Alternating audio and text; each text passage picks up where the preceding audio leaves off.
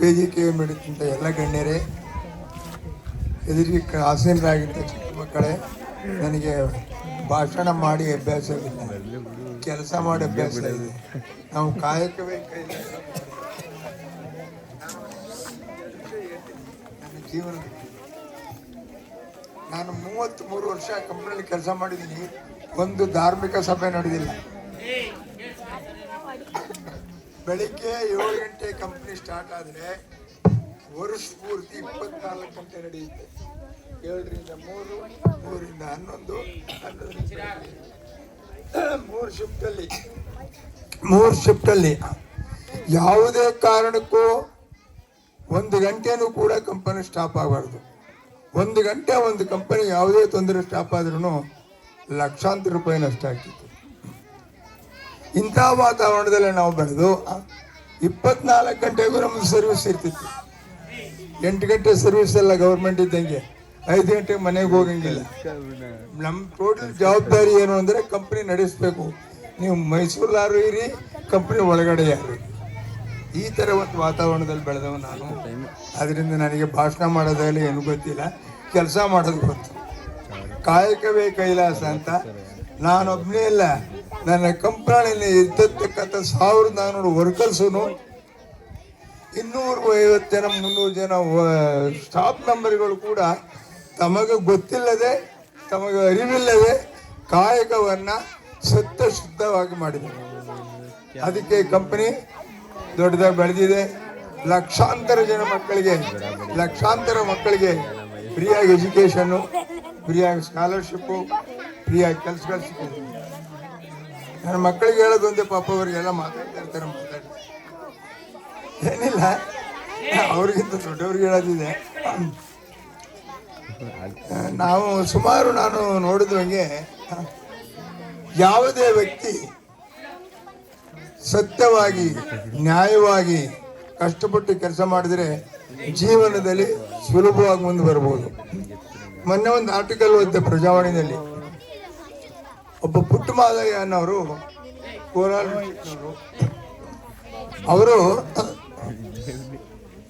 ಅವರು ತಂದೆ ತಾಯಿ ಬಡವರು ಇಬ್ಬರು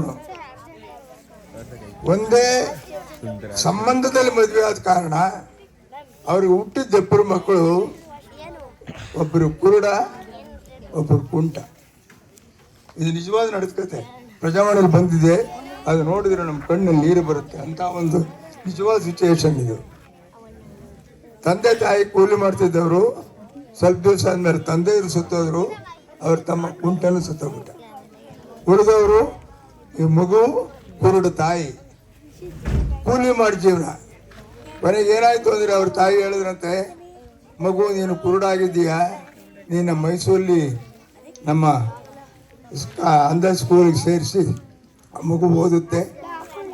ತಿರ್ಗಿ ಅವ್ರ ತಾಯಿಯ ಮಗುವಿಗೆ 1 ದಿವಸನೂ ಸ್ಕೂಲ್ಗೆ ಹೋಗೋದು ತಪ್ಪಿಸಲ್ವಂತೆ. ನೋಡಿ, ಇದು ಮುಖ್ಯವಾದ ಕೆಲಸ. ನಿಜವಾದ ನಡೆದ ಕತೆ ಹೇಳ್ತಾ ಇದ್ದೀನಿ ನಾನು. 1 ದಿನ ಸ್ಕೂಲ್ ಹೋಗೋದು ತಪ್ಪಿಸಿಲ್ಲ ಮಗುವಿಗೆ. ಎಷ್ಟೇ ಕಷ್ಟ ಆದ್ರೂ ತಾವೇ ಕೂಲಿ ಓಡಿಸಿದ್ರು.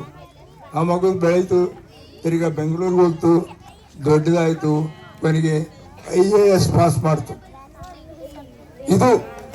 ಇದರ ಕುರುಡು ಮಗು IAS ಪಾಸ್ ಮಾಡ್ತು. ಅದಕ್ಕೆ ಬೇಕಾದ ಸಹಕರಣೆ ಇದೆ ಗೌರ್ಮೆಂಟಲ್ಲಿ. ಡಿಫಂಡಮ್ ಸ್ಕೂಲ್ಗಳಿಗೆ ಬೇಕು IAS ಪಾಸ್ ಮಾಡೋದಕ್ಕೆ, ಮಾಡೋದಕ್ಕೆ ಬೇಕಾದ ಸಹಕರಣೆ ಇದೆ.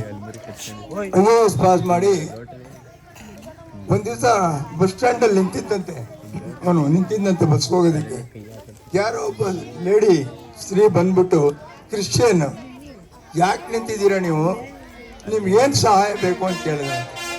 ಅದಕ್ಕೆ ನಾನು ಕುರುಡ, ನನಗೆ ಆರ್ಥಿಕ ಸಹಾಯ ಬೇಕು ಓದೋದಕ್ಕೆ ಅಂದಾಗ, ನಮ್ಮ ಮನೆಗೆ ಬನ್ನಿ ಅಂತ ಅಡ್ರೆಸ್ ಕೊಟ್ಟು ಹೋದಂತೆ. ನಿಜವಾದ ನಡೆಸ್ಕೊತಾ ಇದು.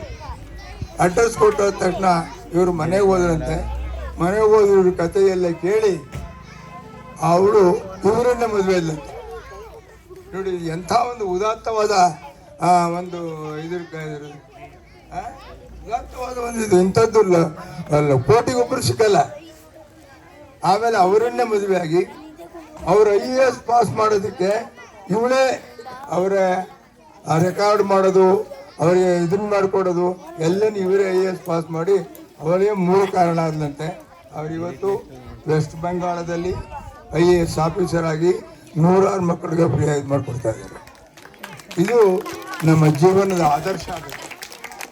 ನಾವು ಯಾವುದೂ ಜತಾಮತನ ನೋಡಿಲ್ಲ. ನಾನು ಯಾವುದೂ ಜತಾಮತ ಜಾತಿ ಮತ ಇದನ್ನು ನೋಡಿಲ್ಲ. ಯಾವುದೂ ಧರ್ಮವನ್ನು ಸ್ಟಡಿ ಮಾಡಿಲ್ಲ. ಒಂದೇ ಅಂದರೆ ನೀವು ಕಾಯಕವೇ ಕೈಲಾಸ ಅಂತ ಹೇಳಿದೆಯಲ್ಲ, ಅದು ನಮಗೆ ಗೊತ್ತಿದೆಯೋ ಗೊತ್ತಿಲ್ಲದೆಯೋ ಜೀವನ ಪೂರ್ತಿ ನಡೆಸ್ಕೊಂಡು ಬಂದಿದ್ದೀವಿ. ಅದರಿಂದ ಮನುಷ್ಯನಿಗೆ ಅಸಾಧ್ಯವಾದದ್ದೇನಿಲ್ಲ. ಮಕ್ಕಳ ಪ್ರತಿಯೊಬ್ಬರು ಕೂಡ ನಿಮ್ಮ ಜೀವನದಲ್ಲಿ ಇವತ್ತು ಜೀವನ ಇಟ್ಕೊಂಡಿರ್ಬೇಕು. ಸರ್, ನಮ್ಮ ವಿಶ್ವೇಶ್ವರಯ್ಯನ ಹೆಸರು ಕೇಳಿದ್ದೀರಾ? ವಿಶ್ವೇಶ್ವರಯ್ಯನ ಹೆಸರು ಕೇಳಿದ್ದೀರಾ? ಅವರು ಅತ್ಯಂತ ಬಡ ಬಂದು ಬೀದಿ ಲೈಟ್ನಲ್ಲಿ ಕೂತ್ಕೊಂಡು ಓದಿ ವಿದ್ಯಾವಂತರಾಗಿ ಪ್ರಪಂಚದಲ್ಲೇ ಅತ್ಯುನ್ನತವಾದ ಇಂಜಿನಿಯರ್ ಅಂತ ಹೆಸರು ತಗೊಂಡ್ರು. ಯಾಕೆ ಅಂದರೆ ಅವರ ಮನಸ್ಸನ್ನು ಮಾಡಲೇಬೇಕು ಅನ್ನೋ ಹಠ ಇತ್ತು. ಅದೇ ಥರ ಮಕ್ಕಳೆಲ್ಲ ಪ್ರತಿಯೊಬ್ಬರೂ ಮುಂದೆ ನಾನು ಇಂಥದ್ದಾಗಬೇಕು ಅಂತ ನಿರ್ಧರಿಸಿದರೆ ಯಾವುದು ಅದನ್ನು ತಡೆಯಲ್ಲ. ನಿರ್ಧಾರ ಮಾಡೋದಕ್ಕೆ ನಿಮ್ಮ ಕೈಲಿದೆ, ನಿಮ್ಮ ಜೀವನ ನಿಮ್ಮ ಕೈಲಿದೆ, ನೀವು ಉತ್ತಮ ಮಾಡಿಕೊಳ್ಬೋದು. ಇಷ್ಟು ಹೇಳಿ ನಾನು 2 ಮಾತು ಮುಗಿಸ್ತೀನಿ. ನನಗೆ ಜಾಸ್ತಿ ಮಾತಾಡೋ ಅಭ್ಯಾಸ ಇಲ್ಲ. ದೇವರು ನಿಮಗೆಲ್ಲ ಒಳ್ಳೇದು ಮಾಡಲಿ. ನಮಸ್ಕಾರ.